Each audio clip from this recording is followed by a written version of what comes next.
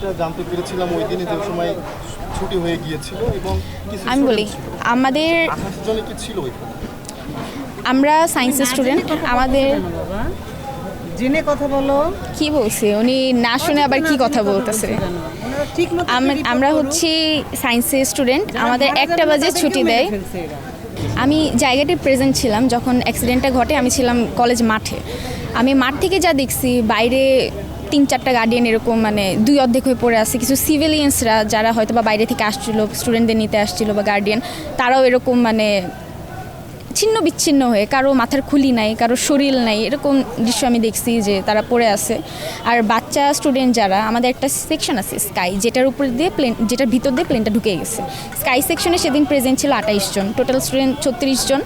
তো ওইখান থেকে কোনো হোপ রাখা যায় না যে একটা স্টুডেন্টও বেঁচে আছে, কারণ মেইন অ্যাক্সিডেন্টটা যে জায়গায় বিস্ফোরিত হয়েছে, একটা প্লেন আগুন ধরে গেছে, সেখানে আমি দেখছি কিছু কিছু স্টুডেন্ট লাইক যেভাবে বসে আছে সেভাবে বসে আছে। ধরেন সে টিফিন খাচ্ছে, বসে আছে, ওইভাবেই সে ছাই হয়ে আছে। এরকম সবাই যে ওইখানে ছিল এটা আপনার কিভাবে বুঝতেছেন? জি আমরা যেটা জানতে পেরেছিলাম ওই দিনে যে সময় ছুটি হয়ে গিয়েছিল এবং কিছু আমি বলি আমাদের 28 জনে কি ছিল ওইখানে? আমরা সায়েন্সের স্টুডেন্ট আমাদের জেনে কথা বলো। কি বলছে উনি না শুনে আবার কি কথা বলতেছে। আমরা হচ্ছি সায়েন্সের স্টুডেন্ট, আমাদের 1টা বাজে ছুটি দেয়। উনি কি পাগল? আমরা সায়েন্সে আমাদের 1টা বাজে ছুটি দেয়, আর আমাদের সাথেই ওই বাচ্চাদের ছুটি 1টার দিকে ছুটি দেয়। তো আমরা যখন এতগুলো সিনিয়র্সরা একসাথে বের হই, তখন ওদেরকে আমাদের থেকে দেখা যায় কি 5-10 মিনিট পরেই ছাড়ে, কারণ ছোটো ছোটো বাচ্চা আমাদের সাথে বাড়িটারি খাবে। আমরা বের হই, একটু রোডটা ক্লিয়ার করি, দেন ওদেরকে ছাড়ে।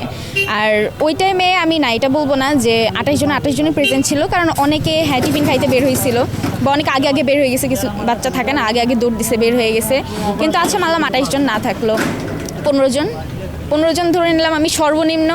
কিন্তু তার আশেপাশে, তার বাইরে, আবার ওর পাশে আমাদের হোস্টেল ছিল একটা, ওইখান থেকেও 2-3 জন মারা গেছে। আমি দেখছি ওইখান থেকে কতগুলো বডি বের করতেছে। আমি এখানে দাঁড়ায় ছিলাম, মানে আমাদের মানে স্টুডেন্টদের আমরা কি বের করবো, কি বলবো, জনগণের এত ভিড়, ওইখানে জনগণের কভার দিতে আমরা বাইরে ছিলাম। আমি আমার সামনে দিয়ে দেখছি কিছু কিছু এরকম বডি নিয়ে গেছে, যেগুলো কি অ্যাকচুয়ালি মানুষ নাকি গরু ছাগল বোঝা যাচ্ছে না। 3-4টা বডি একসাথে লেগে একটা মানে পিণ্ড হয়ে আছে, জিনিসটা এরকম। নিউ ইয়র্ক থেকে সম্প্রচারিত TVN 24 টেলিভিশন, বিশ্বজুড়ে বাঙালির কণ্ঠস্বর।